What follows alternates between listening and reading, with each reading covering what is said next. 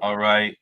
Greetings, friends and comrades. Daniel here with special guests from Beirut with the Beirut Institute of Critical Research, BICAR. And BICAR is really a sort of guiding light, I think, at this moment. Right now, we're experiencing a ceasefire, a temporary ceasefire in the Israel-Palestine, the Gaza war. And things are, to put it lightly, at a tense moment.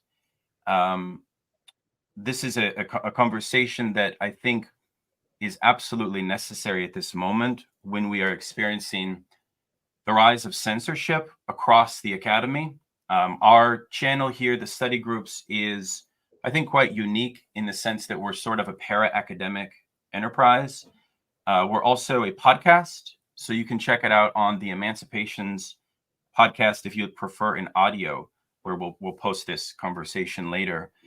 So what we're going to do here is have a panel, a forum with these esteemed guests from BICAR who've so graciously agreed to join me here. But before we do that, I just want to alert your attention, and I'll put a post in the private chat to the BICAR statement on Palestine, which was recently released. And I want to just say a couple points that can kind of provide a bit of a scope and a guidance for our conversation today. BICAR says there's no neutral ground in this conflict. Not to side with the oppressed is to side with the oppressors. This much should be clear by now to critical theorists and psychoanalysts. The time is long past for pontificating about the importance of pacifism and nonviolent struggle. Those who denounce the Palestinian struggle as unworthy because it is currently led by Islamic militants who lack a properly developed critique of capitalism are buffoons. Capitalism is religion, and the triumph of religion is the triumph of capitalism. Instead of wasting tears on melancholic remembrances of their past failures, Marxists at this moment should be able to identify the actuality of the struggle in the present. Israel is a settler colonial state that exacerbates the conditions of regression and underdevelopment in the Arab world. As a racist colonial state, Israel forecloses the possibility of demands for freedom in the region and beyond. I will link to that in a moment. But the way this is going to work, folks, is we're going to have 10 to 12-minute reflections on this moment from our guests at BICAR who are currently in Beirut. It's about 5 p.m. in the evening time in Beirut. We're going to kick it off with Nadia Bou Ali, who's one of the co-founders of BICAR. And actually, you can listen to an interview I did with Nadia on her book, Psychoanalysis and the Love of Arabic, which happened, when was that, Nadia? 2-3 years ago, I think? Yeah. Then we'll go to, 2 years ago. After the pandemic, my whole sense of time is completely discombobulated. Then we'll go to Ray Brassier, then Sami Khatib, and then Nadia Gonzalez to wrap us up.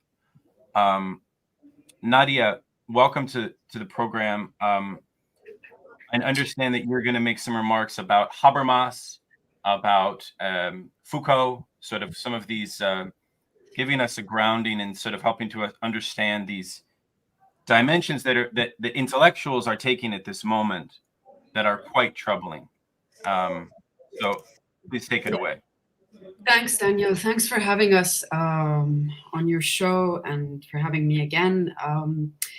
So thanks also for reading some of the, part of the opening of the statement, which I think what we're going to try to do today is elaborate on the kind of the points we kind of proposed. I think the statement came out, I think maybe 4 days after. I'm not sure now about the date. Others can correct me, but it was kind of written right at the beginning of the unfolding of the events after October 7.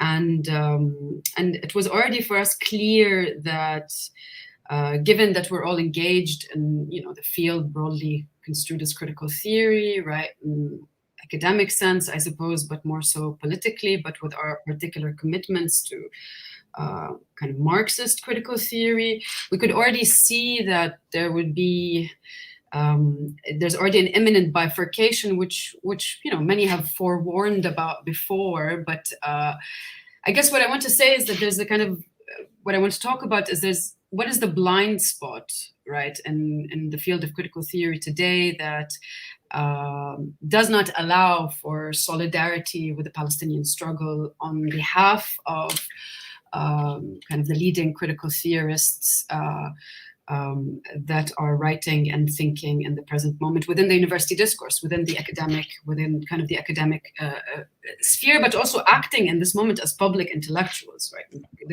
So I wanted to kind of say that that there's what I think needs to happen, or the blind spot on Palestine opens up the question of the necessity to really decolonize critical theory in a way that is not on the table in terms of what it means to decolonize critical theory. Because decolonizing critical theory in the kind of the way that it has been engaged with actually falls short of what I think should be the proper path forward after this moment, which is decolonizing critical theory from both Habermas and Foucault. And I think that there's really a kind of a holy alliance in the field today on the side of Habermasians. So I would think of on the side of the signatories of the manifesto, or this kind of statement of solidarity with Israel, on the principle of solidarity, as it was entitled, that was signed by Reinhard Forst, Habermas, and others, which proclaimed an absolute solidarity with Israel, with some nuance in the document, but one can get into this later, perhaps in the discussion. So that's on the one side of the kind of the Habermasian strain of critical theory. I'll exclude from this discussion the kind of the statement that was written by Sayla bin Habib, which requires its own, it's on a completely other ideological level of obfuscation that she engages with. And I think there's been a really good retort to her by Muhammad Ali Khalidi, a philosopher, that's kind of written a response to her, to so many of her points in her kind of document, in her kind of statement. And so on the one side, you have this kind of Habermasian line that wishes to kind of or cannot make a claim of solidarity with the Palestinian question because it's restrained within kind of just simply expanding the normative moral framework of liberalism, basically. And on the other side, you have a kind of Butler's kind of Foucauldian line, which also kind of is hesitant about claiming any kind of solidarity with the Palestinian struggle, but rather focuses on, the question of grievance, the question of politics of mourning, raises the question of life, why some people's lives matter over others, and so on. And there also in her account, solidarity has to be somewhat premised on universalizing a set of kind of affective and ethical concepts that also call forth a set of practices to follow kind of the Foucauldian line that have to be carried out by a kind of a subject who can judge, who can, after the violence, kind of stop, think about what form of life is possible, and one that is obviously already prescribed, or preferably as one that is kind of non-violent, right? So, and kind of want to kind of say this quickly, but in Butler's also account, there's this kind of proposition that, there's only equality and justice to be found in grievability, right, after the fact. That's where we can think about the question of equality and justice. And I think, in both these strains, in this kind of Habermasian, Foucauldian alliance, this kind of holy alliance of critical theory and critical theory today, where, a long time ago, it appeared as though Habermas and Foucault had, the debate that never happened, right? I think I discussed this in the kind of Lacan-Foucault volume years ago, the idea that they never had a debate, perhaps because there was not so much to disagree about, right? And it's actually, we can see today what's happened is kind of this is full circle. There's a kind of a full circle of return by kind of, expanding the Habermasian framework of deliberative communicative rationality through a Foucauldian kind of account of whatever kind of genealogies, practices, kind of ethics of kind of self-fashioning and stylizations of the self and so on.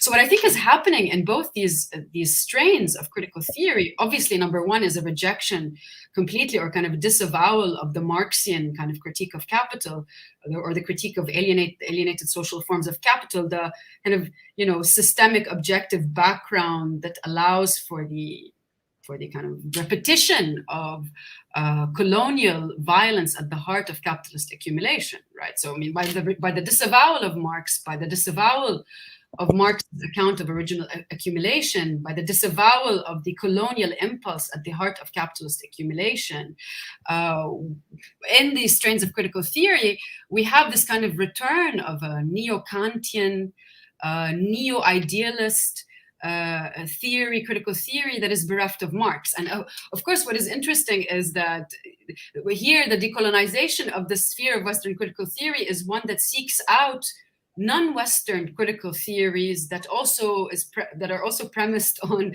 you know, being bereft of Marx. So the image of decolonizing critical theory, you know, it seeks out critical theories outside the West that carry out the same, you know, as long as they are bereft of Marx, as long as it's kind of this you know, a melancholia, you know, a kind of a recounting of failures of Marxism and so on and so forth. That's the kind of the accounts of critical theory that are accepted within the university discourse about what it means to decolonize critique. Basically, it means to get rid of Marx. And what I'm trying to say today is that what we need to do is develop a kind of a systematic, sustained critique of this Foucault Habermas alliance, right?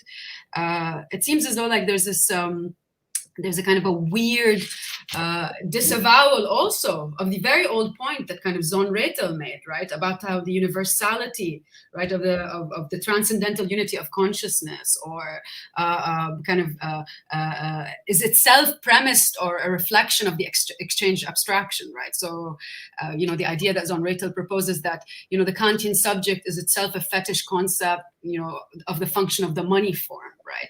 And I mean, what that idea makes possible is that we're able to think that, you know, even critical consciousness can also be reified consciousness, right? So this is so the return to Kant, or this kind of neo-Kantian return, without kind of taking Marx's critique of the social forms of capital, is the grounds for this blind spot, right? So you get this kind of blind spot where critical theory cannot see its own self-reification anymore. And I think these are the reasons why this kind of, there's a direct link between the reification of critical consciousness and the blind spot on Palestine.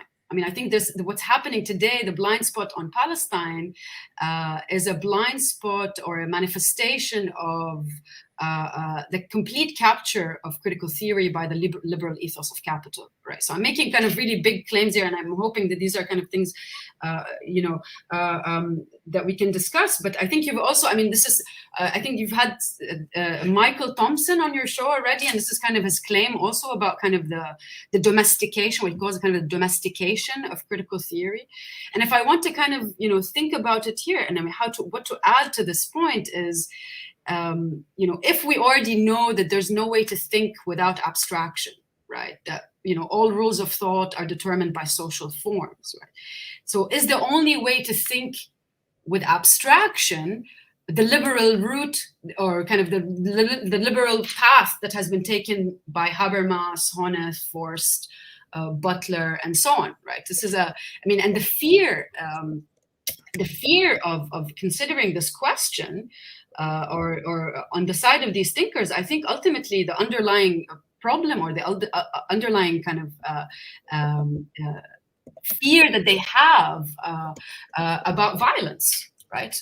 About you know, when power becomes violence, right? And it seems to be that this kind of fear of violence, this idea that is posited, I think, Forst on the one side. I'm not saying they all agree, but there's, you know, I think these are things that need to be fleshed out. But there's idea that, you know, power is this noumenal thing, right, that we cannot know. Of course, so once we get rid of a kind of a structural, systemic account of the conditions of exploitation and domination and capitalism, power becomes, obviously becomes more and more noumenal, right? So the kind of the noumenal status of power, this idea that it is unknowable, must be always limited by either, for someone like Forst, developing a critical theory of justice, or for someone like Butler by suspending judgment, by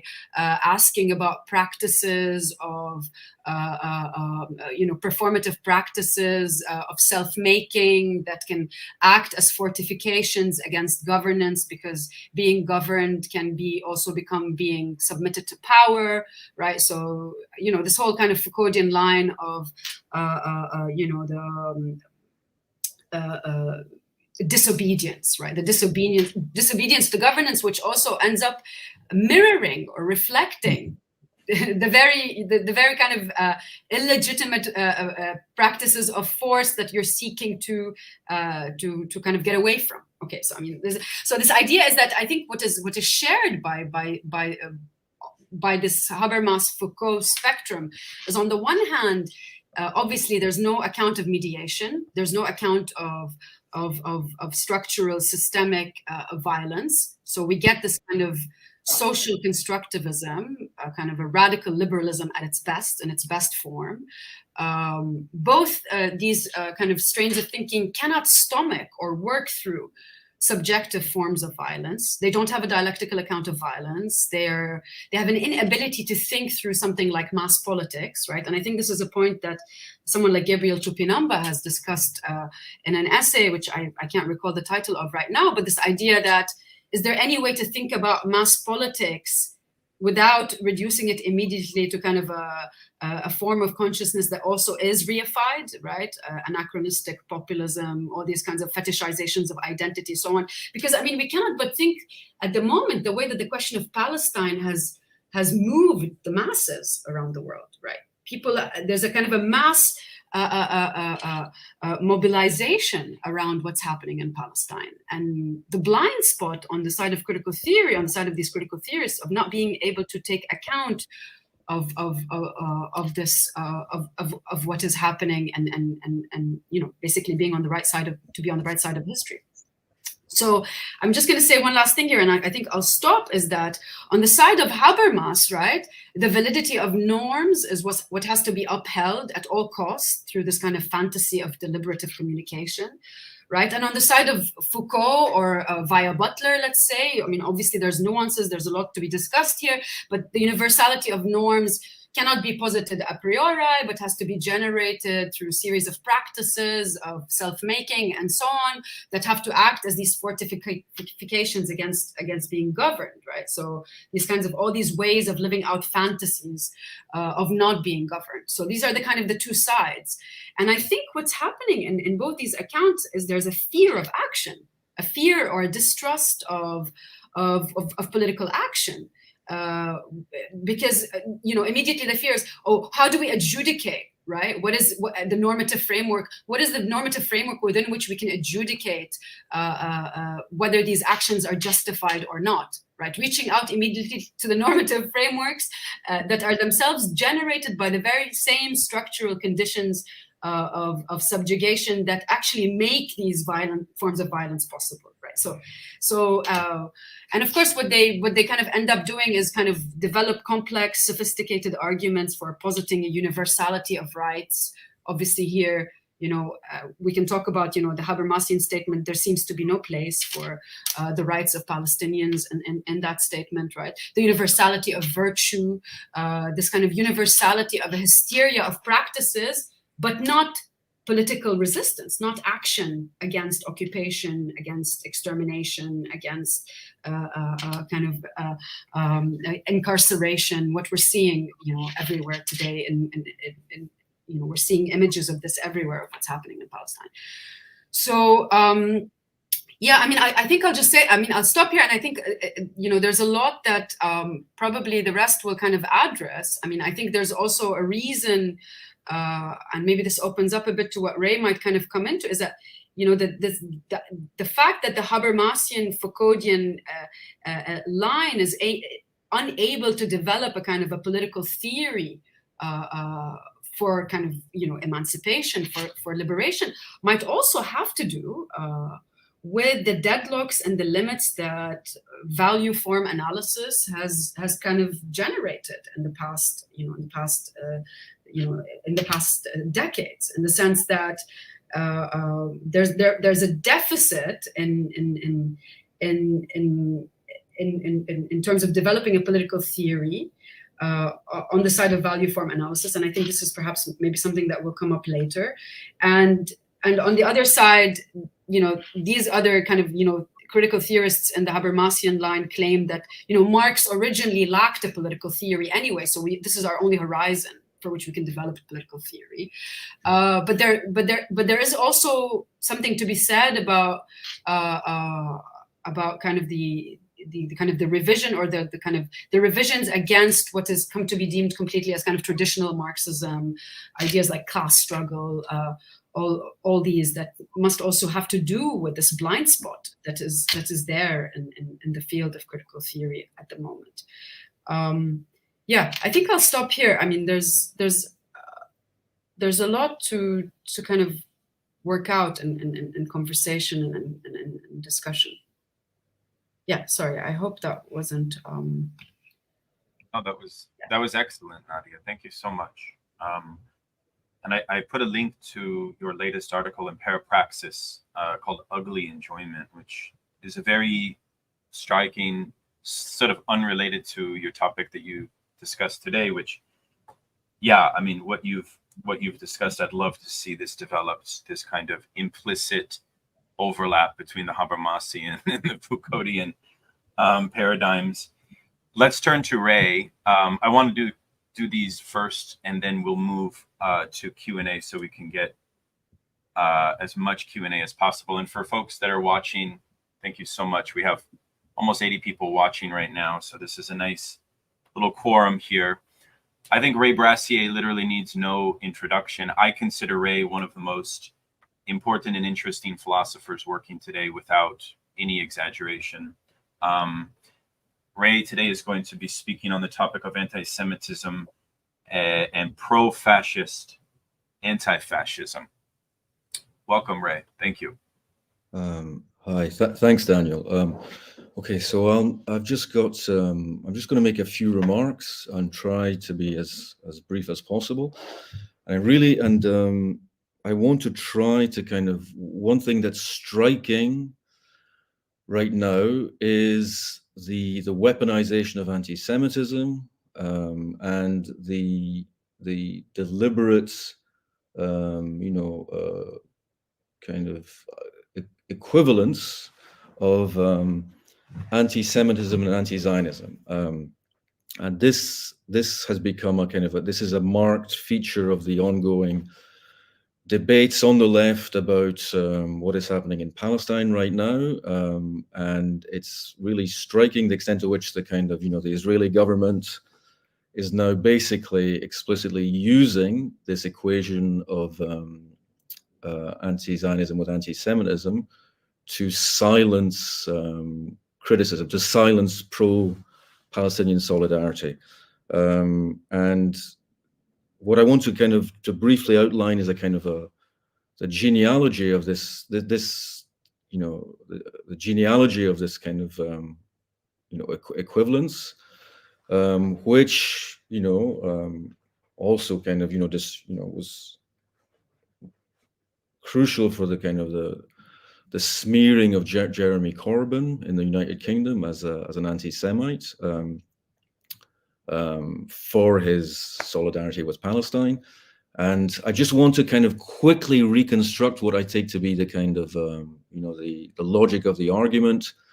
Its most kind of academically distinguished exponent is Moshe Postone, a thinker I think we all have a high regard for, so a thinker whose work can't be dismissed, but whose attempt to identify anti-Zionism with anti-Semitism is, I think, not only is both politically and theoretically and conceptually objectionable.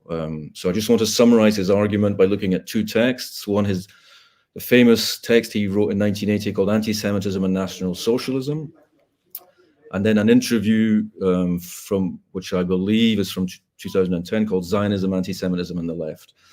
And I'm just going to run through the key points of the argument in the 1980 paper, which is basically that anti-Semitism is not a species of the genus racism. It is intrinsic and peculiar to National Socialism.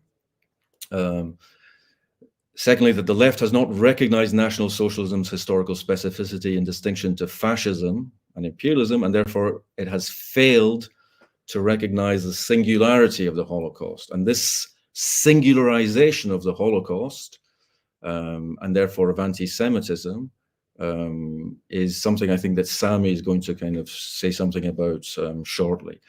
So, in other words, Nazism is not a species of fascism, and anti-Semitism is not a species of racism.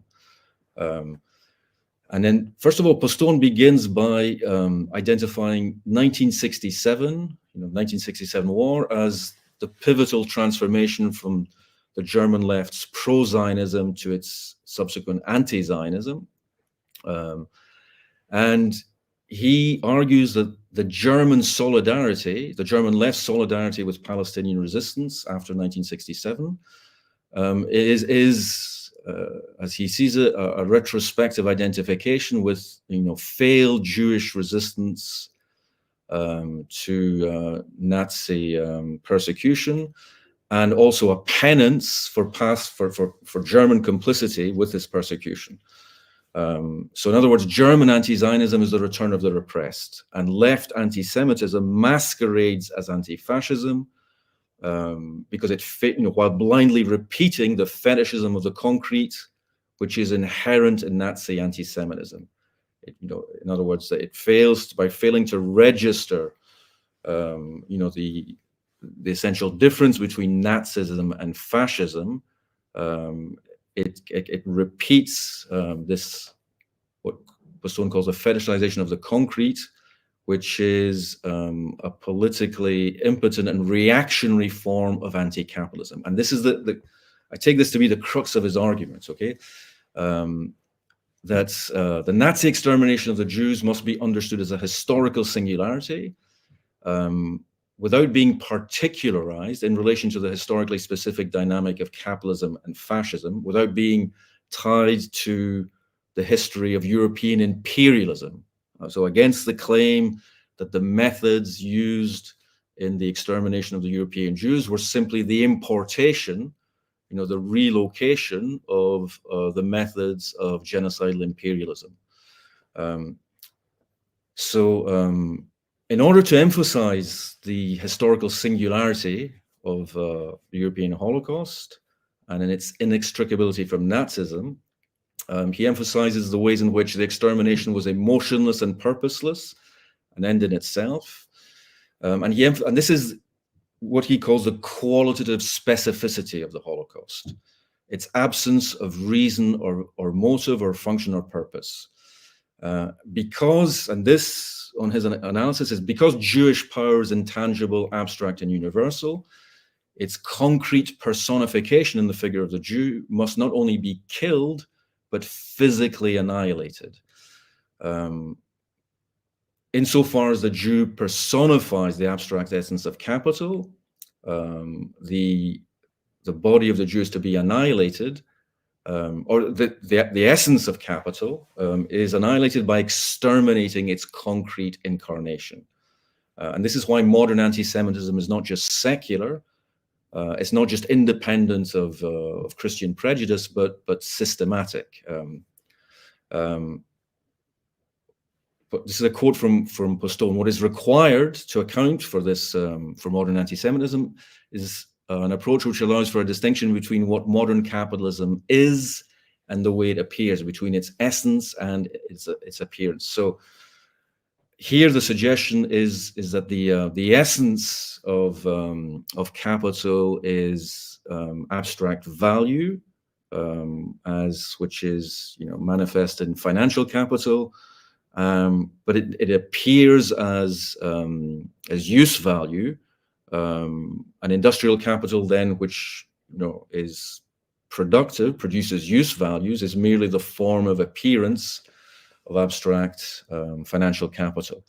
And the Jew therefore corrupts the sensuous productive appearance through his calculating sterile intellectuality. So in this contrast, useful productive industrial capital is juxtaposed to useless parasitic finance capital, and romantic anti-capitalism, of which in Postone's account has, is manifest in Nazi ideology, which is why he thinks that kind of naive leftist anti-capitalism reiterates, the anti-Semitic core of Nazism. This romantic anti-capitalism fetishizes the concrete in opposition to the abstract, use against exchange, failing to grasp their interdependence in capital. So it's precisely insofar as the Jew personifies the abstract destructiveness of capital that they must be annihilated, not just persecuted, tormented, excluded, but completely annihilated. And concentration camps are factories to destroy value, the personification of the abstract in the body of the Jew.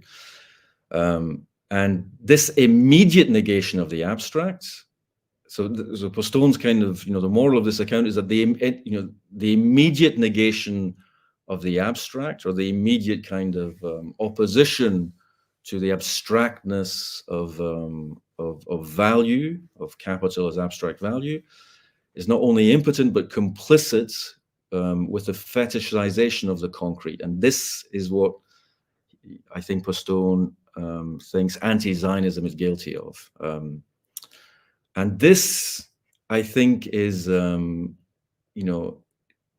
further elaborated in his 2010 interview, where he distinguishes three forms of anti-Zionism. First, an abstract universalist anti-Zionism, which in a way is incoherent because it recognizes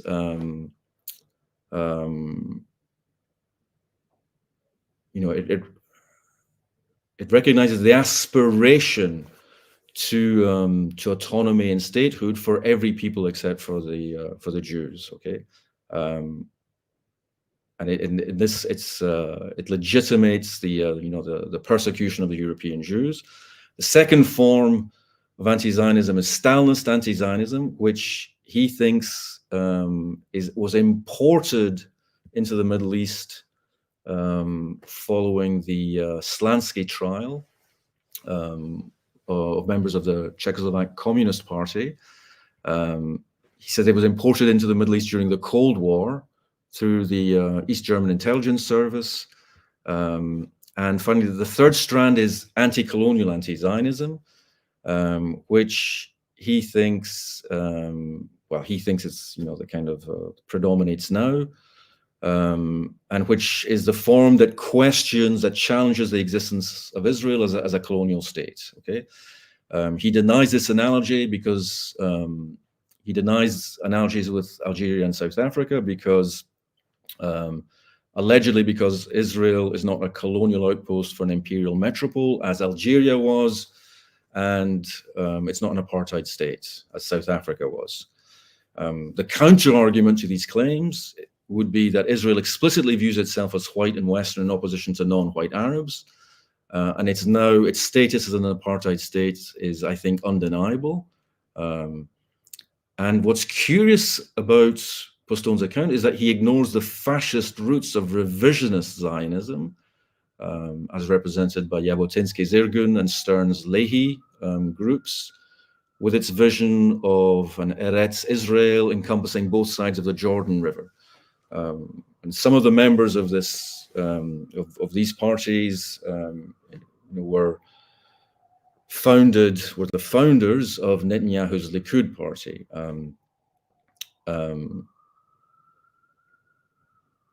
And so, in other words, Postone thinks that the campaign to to question the legitimacy, the existential legitimacy of the state of Israel, is responsible for Israel's kind of increasingly rightward fascist turn, and this seems, to blame the Palestinian resistance to occupation and apartheid, for Israel's fascist turn, as opposed to the fascist strand in Zionism, which necessitates occupation and apartheid. So this is why he thinks fetishized anti-capitalism is a revolt against global capital, misrecognized in the figure of the Jew, and contemporary anti-imperialism is tainted by this anti-Semitism because it is allegedly devoid of any positive vision of emancipation.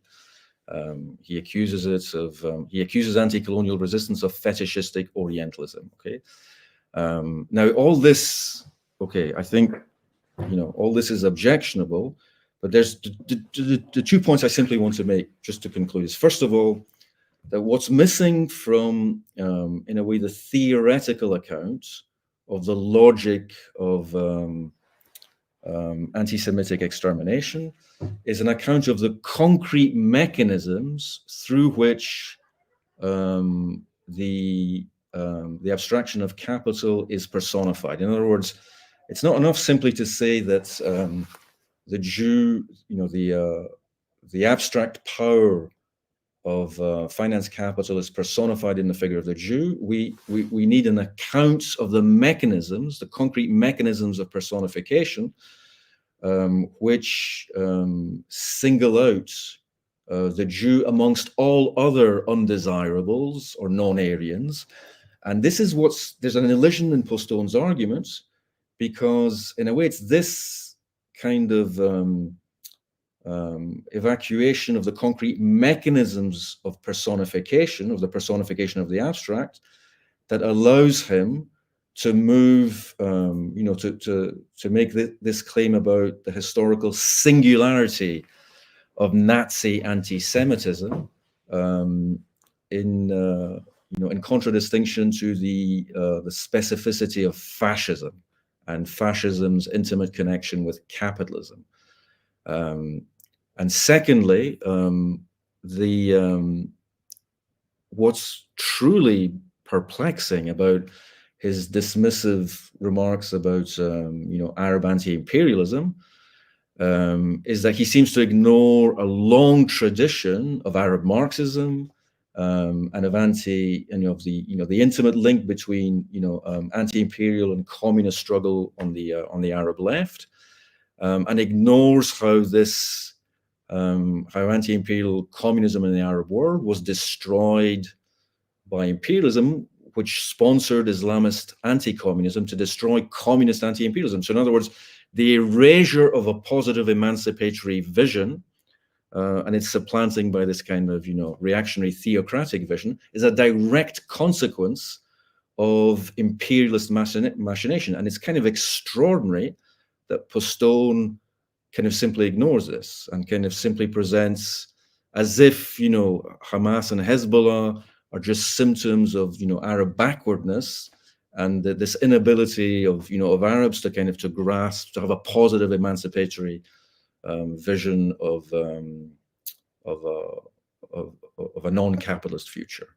Okay, I'll stop there. That's all I wanted to say. Thank you, Ray. Thank you very much. In interest of time, I want to move to Sami Khatib, who is a specialist on Walter Benjamin. And I recently was with Sami in Beirut for the BICAR Summer School, which is an annual event that this group puts on. Basically, it's about 200 people from around the world, Marxists, psychoanalysts, critical theorists, students, grad students, all convening in Beirut. And it is a tremendous opportunity if you get the chance. Highly recommend you go. Sami was one of the teachers there, And today, Sami is going to talk about anti-Semitism as singularity canceling history. Please take it away. Thanks, Daniel, for having us. Thanks also, Ray and Nadia. I mean, I will directly take it from there. So, yeah, you talked about the theory of anti-Semitism, and I won't go into the details, but I may add some comments on the discursive function that anti-Semitism has in that discourse. First of all, the internet is a bit weak here. You let me know when the voice signal isn't good enough. You can switch off the video.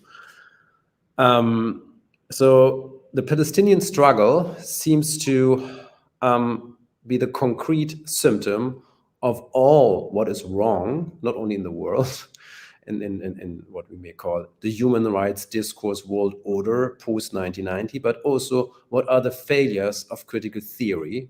We have heard there's a Foucauldian one. You may have a dialectical theory to rescue Foucault, but definitely what is the fallacy of Habermas. And don't forget, Postone was a critic of Habermas. Both fail. And they're unable to see a social struggle of resistance because they get completely obsessed by the reifications of a movement that they identify as anti-Semitic. So as if there had ever been a struggle, a social struggle, mass politics that is not reified. Of course, the reifications are in transformation, and the whole point is that for this we have politics. So there's this strange contemplative, moralistic fantasy of politics that at first has to be, to come basically from the laundry and be purified of anti-Semitism before I can identify or not even make a gesture towards the struggle. And this is what we have today with the almost comical obsession with Hamas, as they nicely pronounce it, and do you condemn? I mean, it is already so comical, but I take it as a symptom, as a in its psychoanalytic weight, that in this gesture, do you condemn? There is a lot, a disavowal of the own of something that is seen, which is part of one's own reality construction, and is at the same time failing this construction, but it has to be disavowed. And maybe I drew two conclusions from it. The obvious thing, Palestinians do not qualify as a victim. Why? Because they resist. If you claim Palestinians are object to a genocidal political campaign by the state of Israel, you're counted as anti-Semite because you disregard the singularity of the Holocaust. Vice versa, October the 7th gets singularized, no prehistory, no after history, and immediately written into the history of the Holocaust, which is itself singular, i.e. is a pure hate crime, an end in itself. And all these idealistic fantasies and the complete wrongness of that theory. So this is, of course, supported by that flawed, idealistic, non-materialistic take on anti-Semitism, as if anti-Semitism would be an agent, a subject, and a kind of an engine of its own history, a causa sui, if you want. It produces its own singularization, its own singular causes and effects. It's a bit like if you were saying racism caused colonial slavery. Of course, you would immediately say nonsense. I mean, there's first colonial slavery and then some pseudoscientific race theorists create the fantasy of a subrace. And I think this is also what we should insist on without being reductionist to anti-Semitism, which I think we cannot really tackle it. Ray did already a great job to destroy some of the flaws in Postone. But let's go to the other conclusion from it. Palestinians resist. Why are they anti-Semitic? Precisely because they're in the reified realm of mass politics and resistance, and they resist a special enemy, and that enemy claims to execute a duty, which is also a conclusion, a historical conclusion from the Holocaust itself. So if you resist this, you are by definition anti-Semitic. So in a way, in that disavowal and total distortion of reality, there is a certain, let's call it, consistency. But why this consistency is even in critical theory. So maybe one more thing to add here. So, or to comment further. So the Palestinians do not qualify as genocidal victims. First of all, because they're anti-Semitic and they deserve it, and they're painted as terrorists. We got that. Okay. Then we understand that genocide is reserved for one victim group. We also got that. What is our political strategy? Should we reclaim the notion of genocide and insist that Palestinians have become genocidal victims of genocide? Yes, we should, but at the same time, we also know that nobody will accept it of those who actually support the current world order, which has already deemed Israel as being the constitutive exemption of what otherwise it's called the human rights discourse. I mean, taking this from Robert Meister, that the never again, the post-45 and then post-1990 politics is the past is evil because the evil was is past. It is a kind of the age of revolution is over. Now we have to stop that liberation struggle, which is all just revenge and hatred. We should just accept a dehistoricized, depoliticized management of conflict and without any antagonism. And if you go back to that, you would question the entire human rights discourse. And the human rights discourse's imperative is never again there should be an Israel be attacked. And so it's the world community's responsibility to protect it against all odds, so against all enemies. So this kind of protective, you could call it permanent security program, is itself, you could say, genocidal. And I take this from Dirk Moses' critique of the genocide concept, as it's not only a legal term, but also a political term that, I mean, a moralistic political term that dehistoricizes and depoliticizes what actually is state policy. Every state policy is defined through self-defense, and to kill people not as means in its else, but just means for an end, but as not as an end without and not being a means, is one thing to define genocide. You know, kill them because they are perceived for being Jewish. But you can also say, by defining genocide this way, you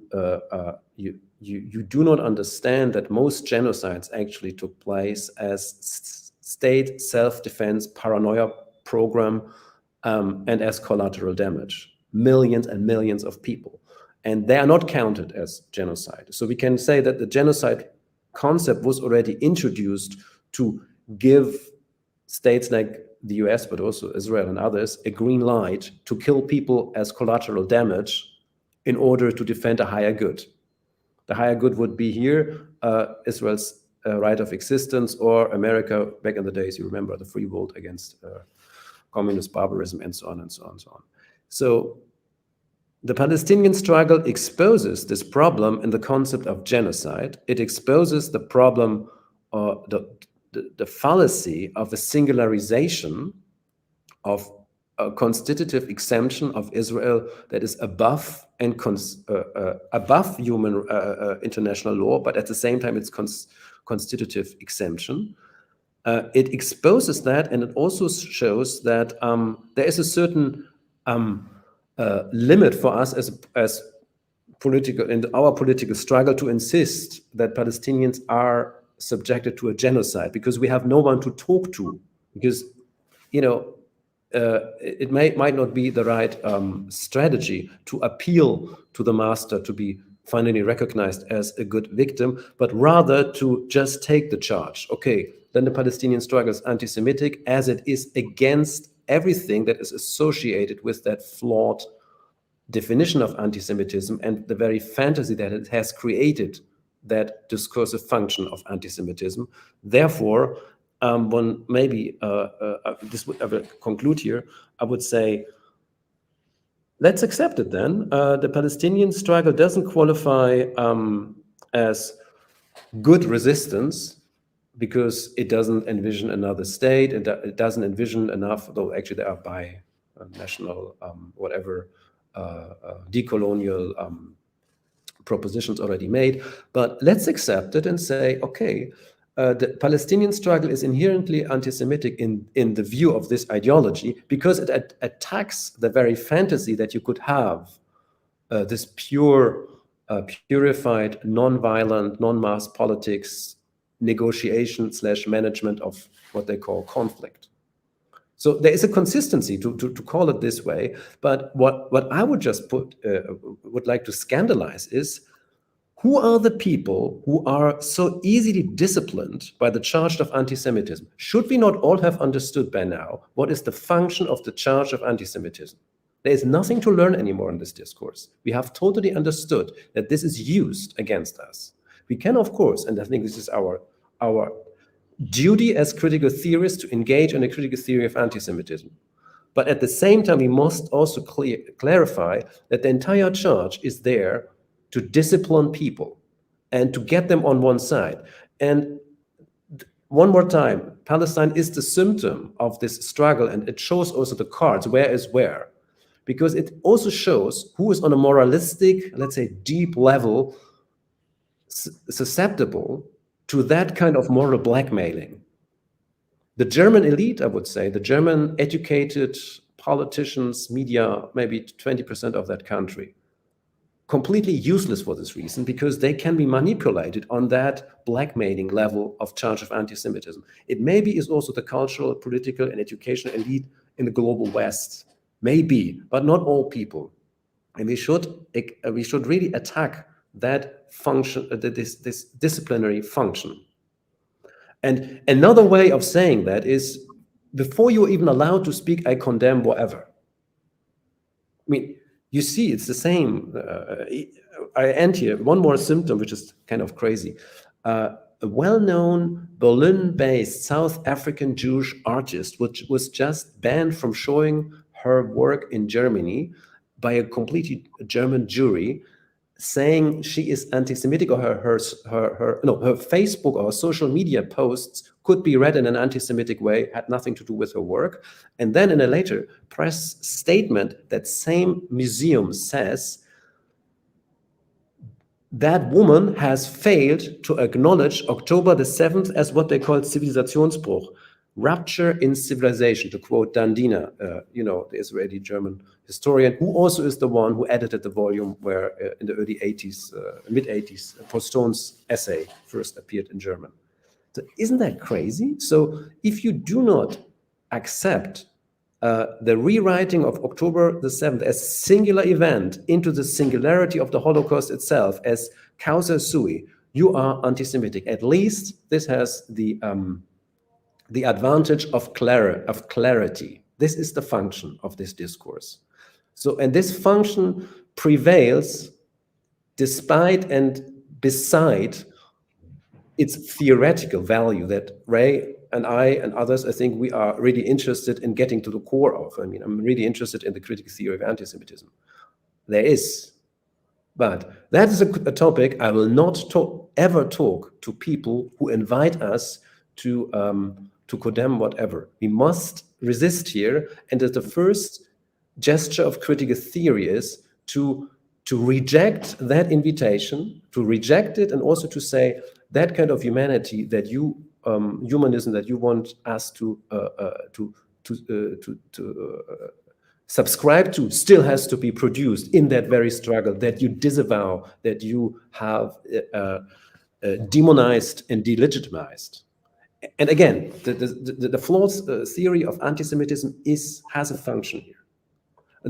And I will end with, we have to accept the paradoxy. Anti-Semitism exists. It's a valid topic of critical theory. And at the same time, everything we hear about anti-Semitism in the public discourse by Western media has to be resisted and has to be understood at what the function is, despite its distorted truth value that there is, of course, and we have just heard Ray.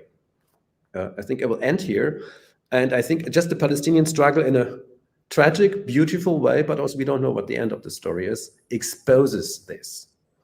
And we have all seen it, and there is no way back. Okay, Sami. Sami, thank you so much. Very, very insightful and inspiring words. I want to turn to our final presentation from Maya Gonzalez. And Maya, for folks that don't know, is like one of the best Marx scholars out there today. And Maya's now, I think, on faculty at AUB in Beirut. Really honored to have you here, Maya. Thanks for joining.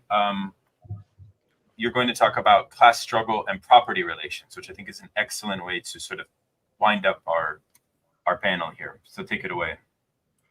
Okay, thank you. I just wanted to comment upon something from the BICAR statement, which suggests that the proletariat or the Palestinian is a signifier of the proletariat.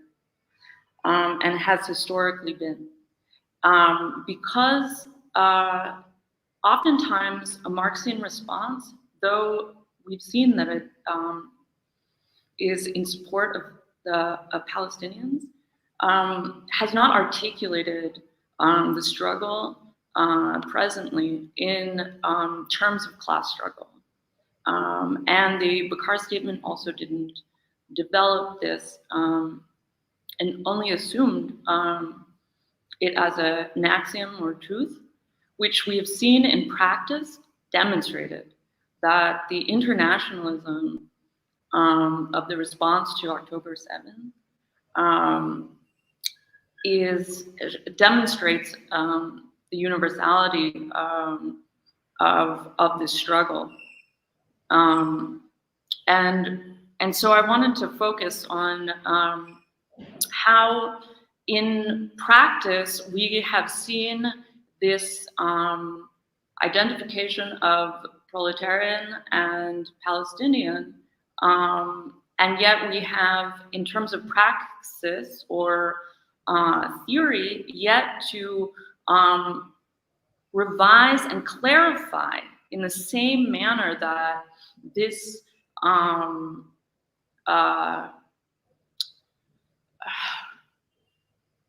this historical rupture has demonstrated in reality. We have yet to theorize or reconceptualize or re-articulate our concepts to suit the situation, to explain it in the Marxian terms, in terms of class struggle, and to grapple with something that I think almost everyone commenting, if they have a chance and they have the opportunity and haven't been robbed of it, to actually speak and think through this moment as it is happening, to conceptualize it, to think of it in Marxian terms, and to think of it as a class struggle and political struggle in times of defeat or in response to a defeat historically. And so I think I will end and then I will discuss this defeat in terms of the way in which the concepts that we use, the Palestinian rebellion and struggle, are terms that we also use, whether it's decolonization and abolition, are also like class struggle or the concept of the proletariat, reaching back into history and have a historical reference that reveals how it's a political struggle of the past that needs to be revitalized in the present to meet the present. And rarely do we discuss what is present, which is not only decolonization as not merely a metaphor but a reality, but colonization as a reality and a state of affairs in the present, as well as slavery and slave revolt, captivity, and abolition as a political struggle in relationship to capitalist slavery and capitalist conditions of captivity, dehumanization, in relationship to class struggle.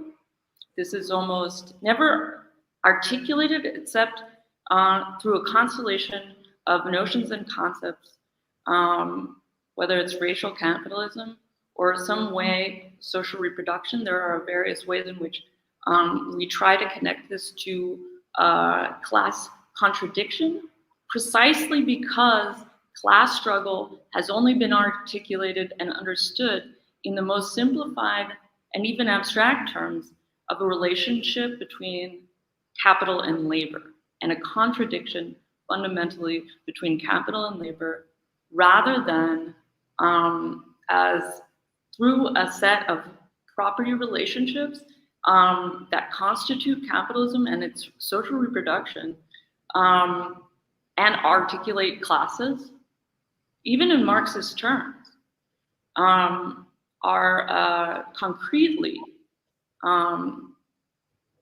related to both capital, labor, and land. So the concept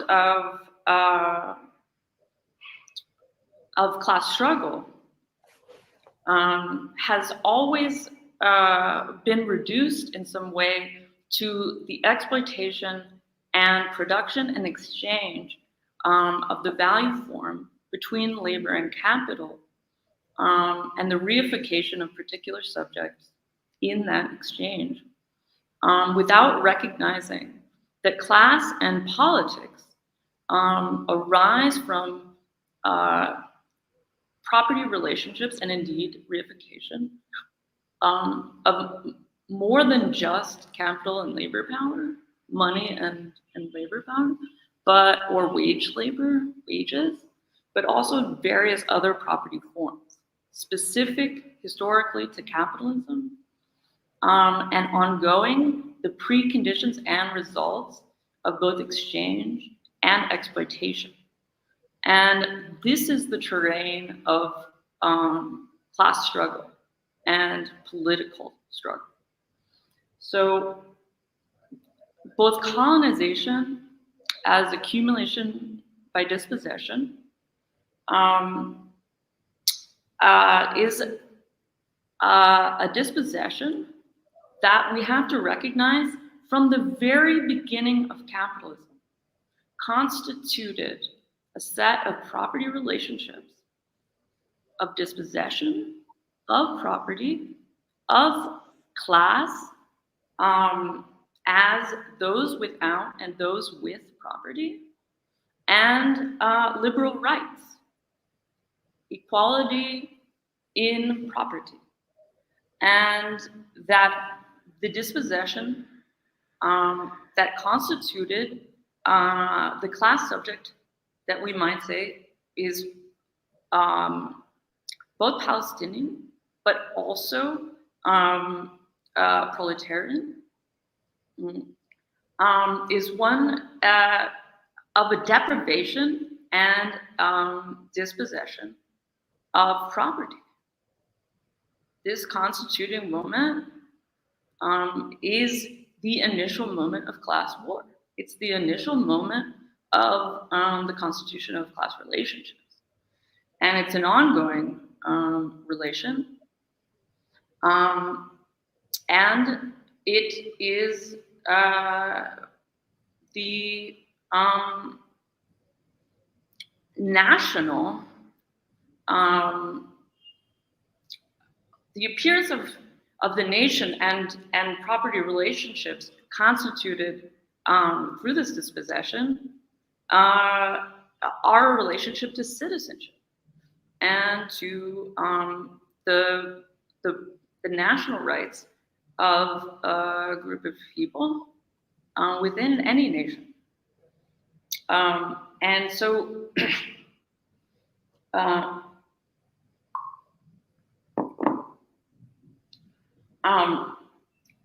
in any respect, to bring it around to what class struggle actually is was not a moment of some kind of pure relationship between capital and labor. And for whatever reason, Marxists have been having to work around this notion of this kind of pure relationship between wage labor and capital as the nexus of class struggle for so long that we've come up with concepts for the actual struggle that we want to describe, despite all of the media discourse and ways in which further complicate or misguide a class analysis. We also do not have a concept of class and class struggle, which is adequate to the present, because it has been reduced in this way. And I guess to end, I think that one way in which I think we can start to think kind of Marxian perspective, or have a kind of contemporary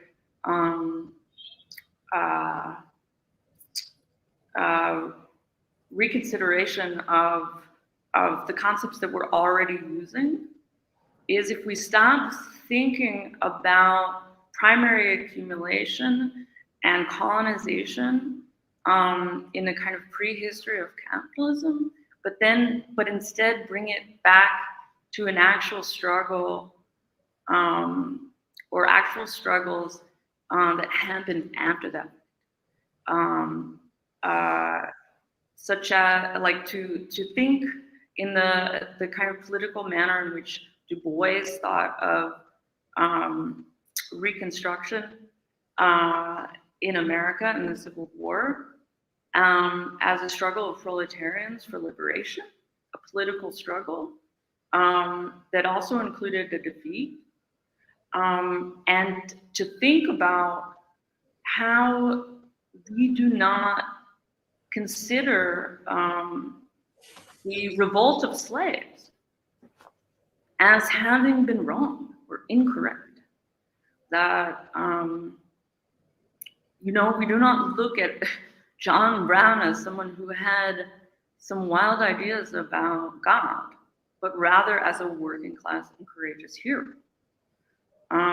And we have to think about what happens after the defeat of Reconstruction or the defeat of slave rebellions, and how life persists and the struggle continues without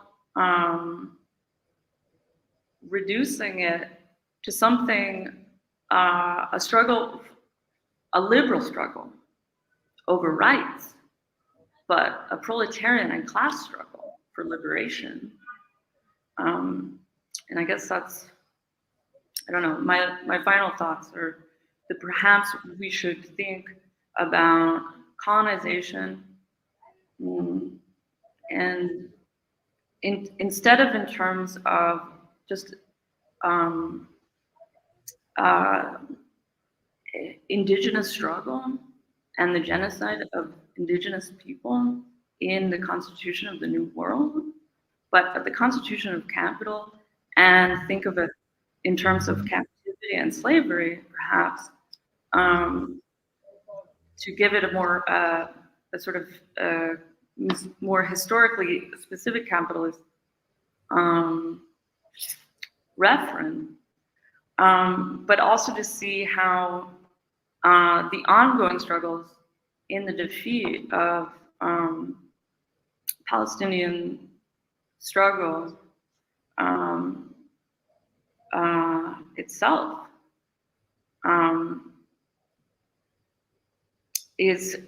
continues to be a struggle of proletarians, and it continues to be a class struggle that we have to reconcile and deal with, both in terms of the defeat of that struggle as a struggle against colonization, but also the defeat of the working class on some level. Yeah. Brilliant. Brilliant. Maya, thank you so much. I was just, we're doing a study group on capital, and we got to the end of volume 3 where Marx introduces the Trinity formula. And it's not just capital and labor, but it's also property. And of course, the political economy in Palestine is governed also by rentier capitalist interests, which I think does merit a new thinking of class and of class struggle. And one of the things that really gets under my skin, and I don't know if you guys agree, is certain critics on the left who try to paint the Palestinian struggle as somehow anti-Marxist because it has these kind of intermediate liberal aims and goals. Nothing bothers me more than that.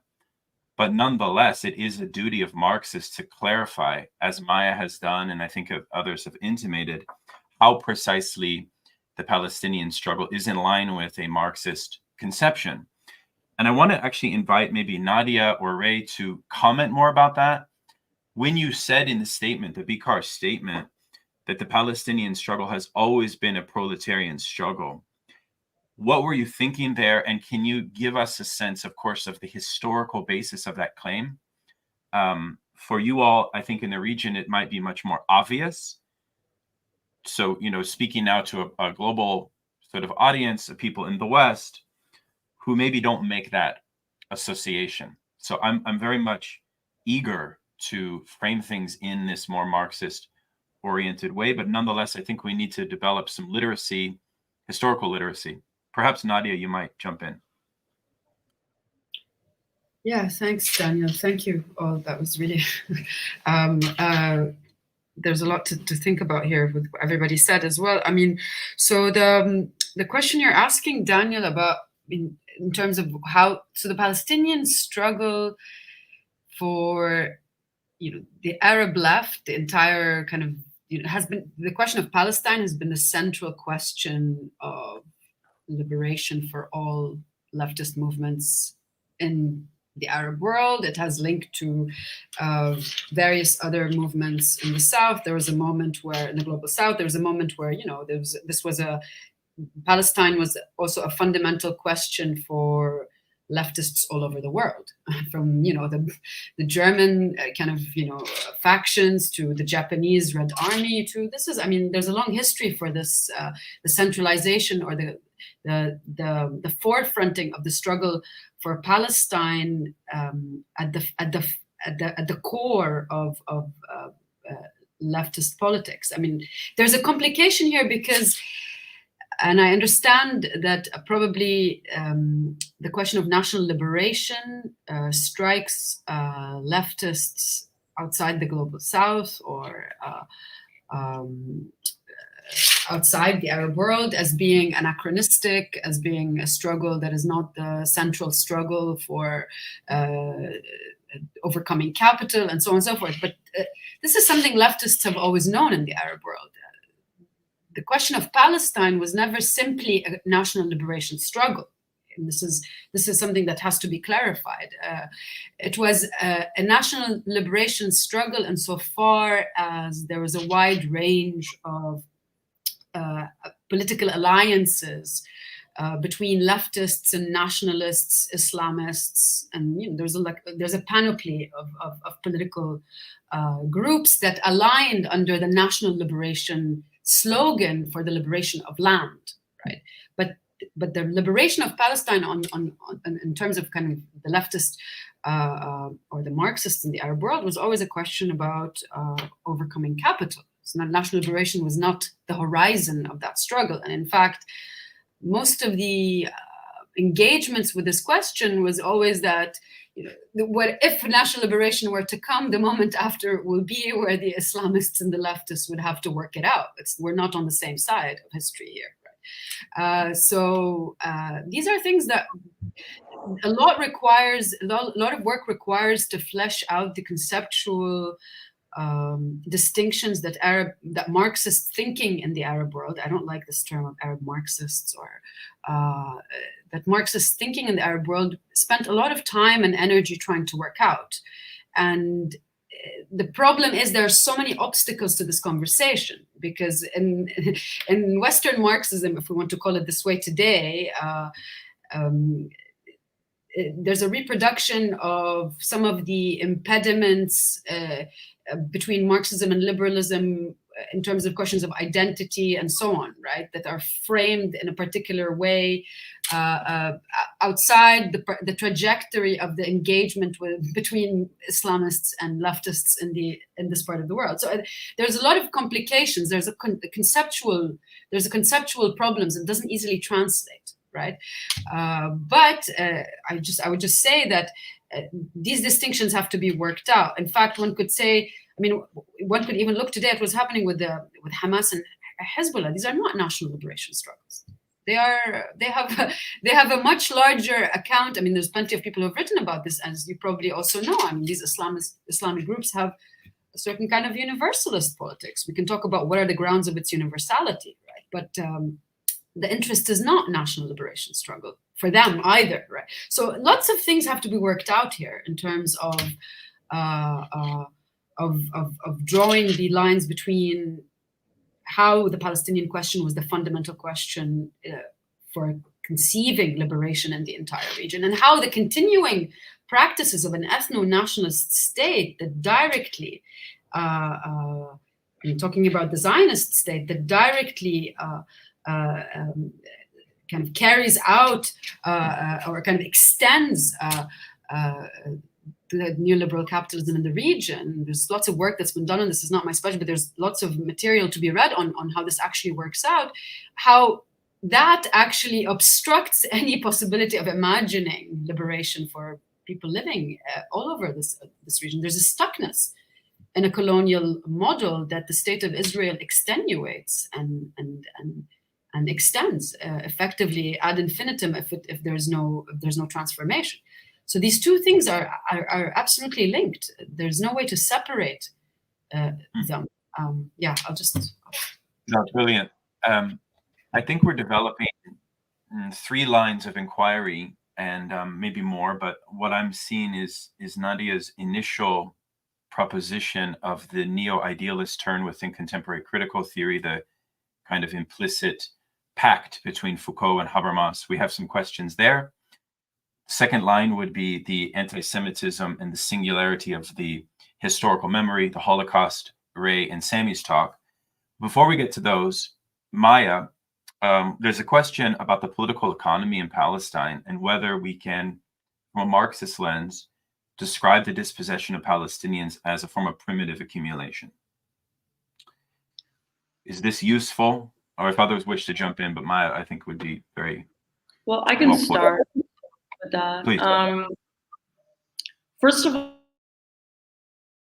Palestinian economy, that's a kind of an oxymoron. But we cannot talk about economy, not for hundreds of years, but we certainly not today, as not a global capitalist economy. So, first of all.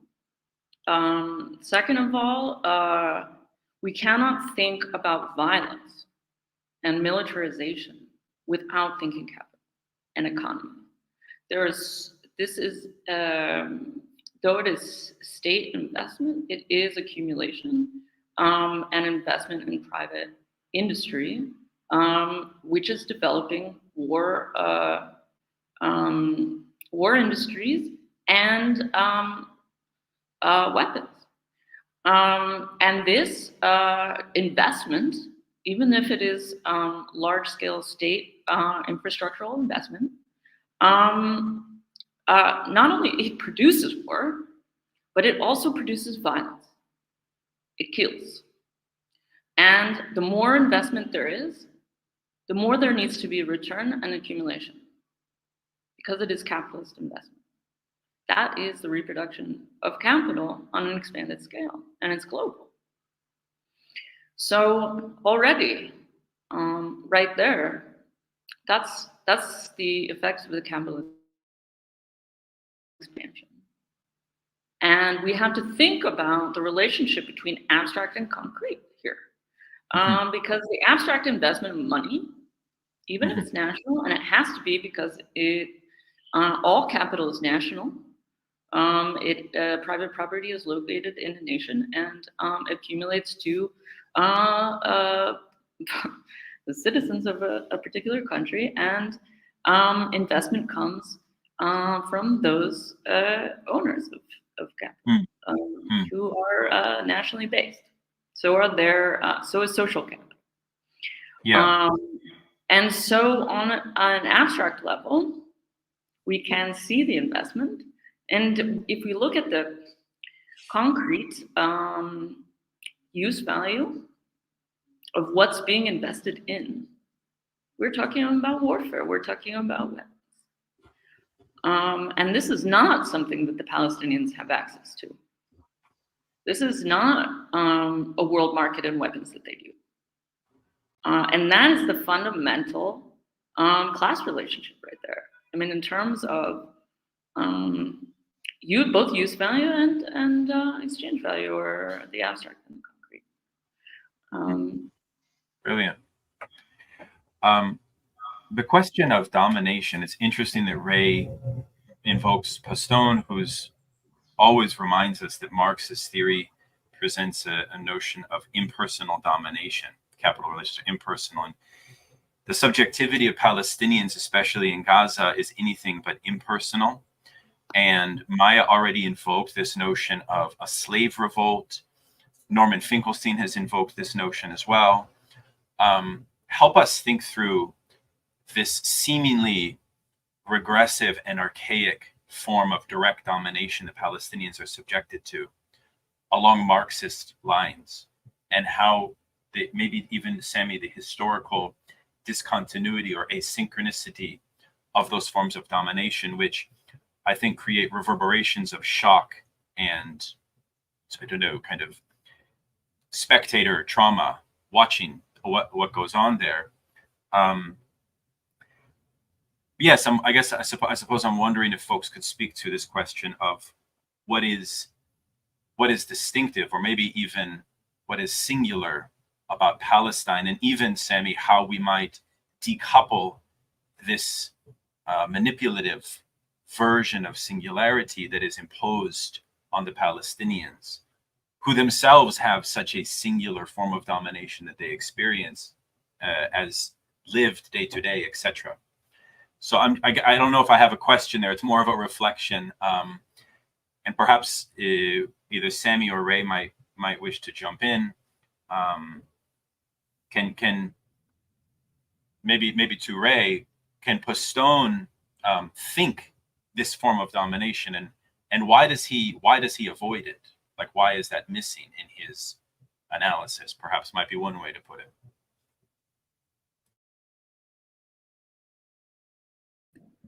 Sami, did you want to say something, or? I mean, I can say something. I can, if you want to go ahead. If it's more specific on Postone, you should start. Although I have something on the singularity as well, and on what is a Marxist perspective in this struggle.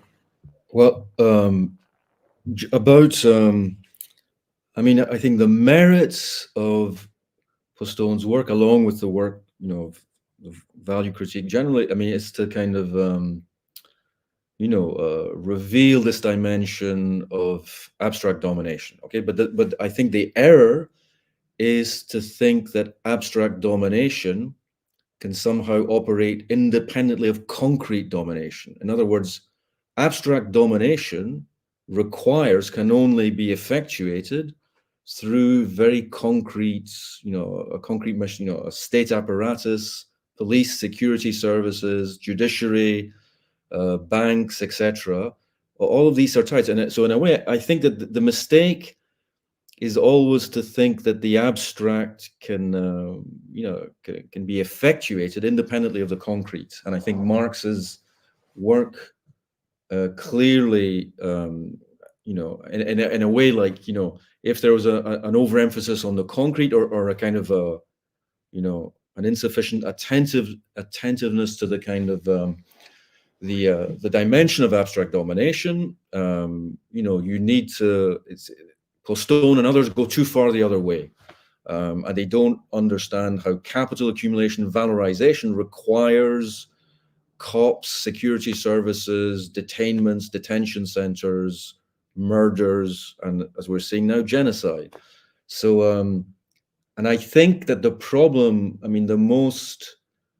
if you simply reduce capital to abstract domination, and you think that any kind of concrete resistance or opposition to abstract domination is fetishistic and implicitly reactionary, then it looks like you're only, you basically end up legitimating democratic liberalism and somehow hoping for some kind of,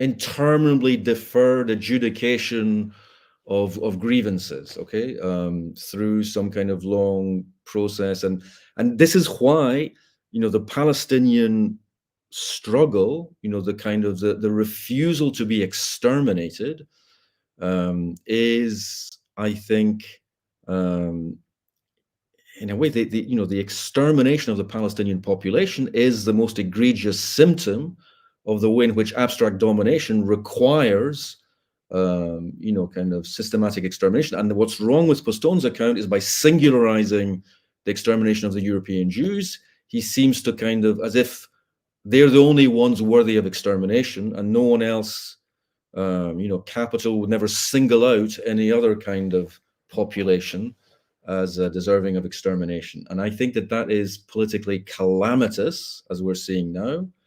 And that's why I think, as Sami emphasizes, that this singularization of anti-Semitism, as this fetishizing of the concrete, is not just conceptually unacceptable, but politically disastrous. And the other thing I want to say is that there's a kind of racism in the assumption that people who don't have the right kind of theoretical framework are incapable of understanding, of countermanding. They're effectively kind of countermanding their concrete domination with a view to emancipation, which it doesn't matter, if the fact that it doesn't kind of, the substantive content of emancipation is worked out through the struggle, which is why there's something grotesque about leftists chastising Hamas for not having a critique of property worked out before they kind of, fight back against the people who are trying to murder them. Sami, would you like to pick up? I mean, that's a great point to join your argument, Ray. I mean, in this article by Mohammed Al-Kurd, when he said, settlers stole my house, it's not my fault that they were Jewish. You can also say, the Palestinian struggle is not guilty of the nullity and vacuity and stupidity of its enemy. So that this struggle comes maybe as, or that if there had ever been a truth value of Zionism, some form, whatever distorted fantasy of self-determination, and there were leftist currents of Zionism, even though the real leftists were the Bundists and others, the anti-Zionists, but accepted, you can say that the last horizon of Zionism now is to live without the neighbor. So there is nothing in it other than global capitalism and the fantasy to live without the neighbor, without relationality. So if you fight this, of course, you have the problem of at certain moments have to respond to something that maybe is not even worthy of or capable of, worthy of criticism, or that you can't even produce a determinate negation against. And that is the challenge of the Palestinian struggle, but it's not the one, but that is not why we can blame the Palestinian struggle. This is one thing. The other thing is, of course, Marxist theory is not going through the world and look at resistance or social struggle movements and say, this group or that group is worthy of Marxist solidarity. This is a completely idealistic, useless way of looking at politics. Politics is when you have a certain perspective at a struggle in its very development, and you're within it, and there you have maybe a perspective to add or not. And so there is no such normative armchair Marxism in the West that has basically the telephone book of global struggles and looks, the Palestinians don't qualify today, maybe, or they're all bad. But there's always a clear criterion of bad theory. When people fetishize the singular or fetishize the abstract or the concrete, we also know those people who are in this dream world of unmediated immediacy. The syllogism of the singular, the universal, and the particular has to be worked out for each and every case. And that is a long way to go. And it is a struggle also in theory, as a class struggle in theory. And it takes a lot of time. And there is no short circuit to just go with an abstract metaphysics of anti-Semitism, as Postone is guilty of, and then jump from the abstract universal to the singular, or the other way around, or have other sad fetishization. Anyways, it's not about being not guilty of fetishism or to exit a world of reification thanks to genius theory. No, it is to work it through this fantasy. I mean, that's why we have Lacan also. I mean, to work this phantasma of politics through. And I think the Palestinian struggle presents us here with exactly those challenges. And it is symptomatic who ends up where. I repeat my point again. I mean, it is really symptomatic. And also the petty bourgeois moralism of people that can be blackmailed on such a low level. What is this? I mean, what kind of people this is? If you really can blackmail people on that grounds, you being anti-Semite or whatever, or when power speaks to you, you are an anti-Semite, and you take this charge and you can be disciplined. Of course, you have to defend your job. You have to say, no, I'm not, and You have to defend your institutional standing. But I just, on a moral level, people are really scared by that. And this really is a problem of the West. It's not a problem of the Palestinian struggle. It's a problem of the deep corruption of Western academia and a certain type of subjectivity produced by this industry that goes by education and culture. I don't know. This really is something to work out for the West. How can you have ended up to have produced such a form of subjectivity in the positions of power? I mean, I end here. You know exactly what I mean. But primitive accumulation, I think Maya is absolutely right. I mean, the primitive accumulation is not an event once upon a time, but it is the recurrence, maybe even the eternal spurious infinite recurrence of cycles of primitive accumulation that produce dispossession and enclosures of people that is necessary. Otherwise, there is no capitalism anymore. If there were not a certain presence, actuality of primitive accumulation as originary, as Urszene, as primal scene of capitalism, we wouldn't be in capitalism anymore. And I think the question of Palestine might be a side of it, but it is not a side as where you see the clear face of capital versus the worker, which also you're totally right, which is an abstract category as antagonism, but it has concrete historical figurations that goes through other layers of formation and sets of relations. So this is not to be expected, has never been the case, and again, would be a totally idealistic caricature of Marxist class analysis. And it is so interesting that the worst productions of Western leftist, left liberal academia now almost are summoned, come together to analyze in this horrendous manner the question of Palestine. You named them all. It's almost like I was tempted to start here with Christian vocabulary, you know, the evil faces of whatever. You have just mentioned it, you know, Ray. So they all convene here now to give us the worst theory cocktail that you can produce from precisely these deviations or these also problems, which we are part of this industry, let's be honest. But I think they converge here and they show their face. And I think this is very important to never forget that this is the case here. And Palestinians, of course, they cannot be subject, a victim of a genocide if you claim so you're anti-Semitic, because Palestinians are not even worthy of being a victim, because the name for subhuman today that the human rights discourse has reserved is collateral damage and human shield. You're not even a human, not even subhuman. You're not even in the scene. This is your collateral damage.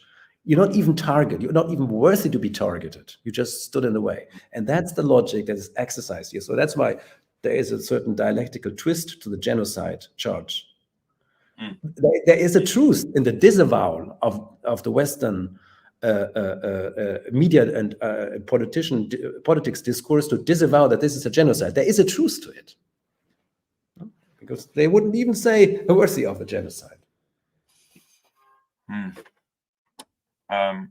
Nadia, we have a question returning to your initial kind of combination of this Habermasian Foucauldian tendency and the question of violence. I think you made a compelling case that both points of view, both paradigms are kind of working on this post-masses conception. So there's nothing salvageable about the radicalism of Palestinian resistance, and solidarity with that resistance also runs one the risk of being canceled or something like this. But one question we had was in Judith Butler's accounts of violence and both of Habermas and Foucault's reading of Walter Benjamin.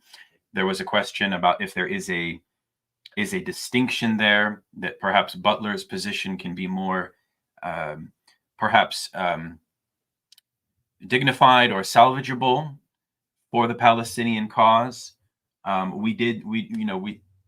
She made her statement, and I think you referenced it in your comments, and then she was interviewed on Democracy Now!, where she was very much, I think, on this notion of, to some extent, it's a humanitarian crisis. She invokes genocide and things of this nature. But I guess maybe to be precise, can we disambiguate these two? Or how do you feel about the notion that the Habermas and the Foucault thing, and then with special focus on Butler, how does that work for you? Yeah, thanks. No, I mean, so these are, I mean, I guess schematic remarks. There's a lot that one needs to work out. I think so. It was kind of the fear of violence. I mean, I think on the side of the kind of the Habermasian, and I think I have in particular in mind, this Rainer Forst, who seems to be kind of moving a bit further from Habermas by developing a kind of a critical theory of justice, so to add it as a way to expand, to add kind of the right to justification to human rights. I mean, there's a whole legalistic, moralistic account that comes out of this, and it would take time to explain. But the whole point there is that the proposition is to there should always be even when there's a demand or a kind of an opening, a demand for the reopening of kind of the normative orders of justification, even in that moment, that can never translate into violence, into kind of an action that is not deliberative or that is not. It's always about self-reflexivity. Okay, in this kind of model, which is taken from Habermas, it's all about this kind of depositing of the self-reflective consciousness at any moment, disregarding. So what's missing there is that you never get how you can move from how do you move from the ought to its actualization, you know, because there's a lot of stuff in between, right? There's institutions, there's mechanisms, there's social forms, you know, there's an absolute, that's why I said there's kind of a blindness to mediation in that account. There's absolutely none of that in this account. On the side of, I mean, Butler, of course, things are a bit more nuanced. I'm not saying it's the same. I have in particular, you know, in mind her invocations of Foucault and kind of formulating an account of, you know, with Butler, it's not about praxis, okay? It's about poiesis. And this is something that people, you know, this is important to flag out, right? She kind of goes back to this kind of Aristotelian notion of poiesis, which is precisely kind of in opposition to praxis, right? It's not the critical theoretical account of praxis, right? So there's an account of poiesis as politics. There's account of this idea that poiesis is a means to another end, but that end is an opening. It's open. It's all about refashioning. It's all about suspending judgment. It's all about disruption. It's all about refusing to be subjugated. But it can never have, you know, and the difference with praxis is an end in itself, right? It's about actualizing a transformation. It's about an actualization of politics, right? And I think it's a deficit, because what does it shore up beyond a kind of, at the end of the day, once you do these self-stylizations, once you refuse to be subjugated, once you do this kind of the ethics of kind of this, rebellion in this form, right? Which is obviously for Butler, there's a whole, you know, it must be nonviolent. It's absolutely posited. And of course, here there's a very interesting critique that people should read, I think, about the violence of nonviolence in her account. So much, I can mention that later. But the problem is that the only politics this calls forth is then there must be a normative sphere that recognizes this disruption. So you come back to the same, problem without ever questioning, you know, the kind of the mechanisms through which this normative, I mean, the rules, the rules of action are determined by social forms, right? I mean, they're constrained by social forms. They're not just kind of in this kind of phantasmatical world of, you know, whatever subjective self-formation. So I do think there are nuances, but I do think both accounts, and I think what unifies them is the kind of, you know, yes, you know, is the kind of the limit of what is said on Palestine in both these accounts. And as I said, I mean, it's very the piece she wrote about mourning is very interesting, but at the end of the day, you know, equality and justice are on the level of the suspension of our habitual judgments. They're in our grievance. They're not at all in overcoming, you know, how to overcome the conditions of that generate these kinds of injustices and inequalities. I mean, so sorry, I don't want to. I mean, I don't know if that answers the question. No, I mean, it's. Let me bring Maya back in. I mean, it's a very. I mean, speaking now kind of slightly outside of the theoretical valence for a moment. I mean, it is a quite repressive institutional situation we're facing right now, as Israel and the U.S. seem hell-bent on reinitiating the violence. It's obvious. So perhaps, I don't know how you might take this question, but what, given that I think our audience here, I think as in line with BICAR's statement, is really, really directed to intellectual workers, to academics across all different varieties, there is a true discontent, but yet nonetheless no proper space and institutions to stand in solidarity with Palestine. It comes at a fundamental risk. Is there any kind of advice or any kind of concrete activity that scholars and thinkers, people listening, etc., that you might counsel at this moment? Given, Sami, you do a lot of work in Germany, the situation there is much more dire than it is in the United States, but still in the United States, it's pretty serious. So it takes certain courage. But could we move to maybe this practical question? Maybe para-academic efforts like this and BICAR are more urgent now, given these repressive constraints. Maybe there's other avenues you've thought about pursuing these dynamics within bourgeois institutions. Because we talk about class, but really the Gaza war reveals the insane unity of the bourgeoisie in some sense, as I see it. So I don't know. Can we move to this more practical thing? Does anybody have a thought in this regard, as sort of as advice to thinkers, people listening, things of that nature? Organize in solidarity. You must, and never see it as a dogmatic question whether staying inside academia or outside. Do both. Everybody should seek a platform, para-academic, outside of academia, especially in Germany, that is not fully state-funded, that is not under state control. Organize for money and don't ask about clean money, whatever. Take money, try to get it into some para-academic platforms, so you won't be blackmailed or shut off so easily economically. And organize with people. If you don't organize, forget it. And never, ever succumb to the petty bourgeois ideology of rephrasing political questions as a moral dilemma that has to be solved in the interiority of the self.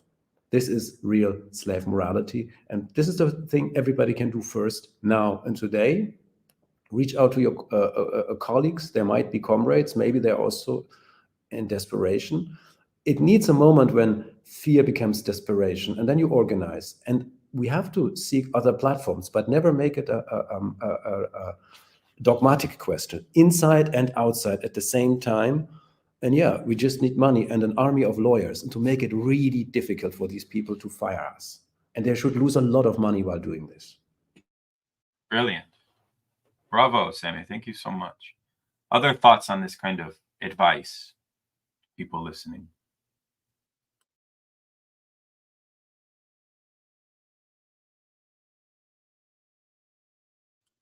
I know that was hard to follow, Sami. He's so precise and so good. But just to follow up, but anyway, to reconnect with what Maya was saying, is that what's really, I mean, people are already doing, but what's most impressive is, the economic blockade, people blocking the transportation of goods, commodities, obviously munitions and arms to Israel. I mean, and it's inspiring to see workers in the United States, in Europe, just doing this, jamming the machinery that fuels a genocide. And that is a way that, brings together, shows the link between kind of anti-colonial struggle and class struggle in the most evident, in the simplest possible way. And that's really admirable. Within the academy, I think the courage of, those, American and European academics who are standing up, who refuse to be bullied and browbeaten into compliance, into complicity with this, are admirable. They're and especially, Jewish intellectuals. I mean, their increasingly emphatic dissociation. I mean, the claim that Israel represents Jewishness is a lie. I mean, and it's a monstrous lie, and it's deeply anti-Semitic, and that is unraveling, and that's another kind of decisive factor in this. So these are all ways of gradually pushing back and of gradually kind of breaking through this, the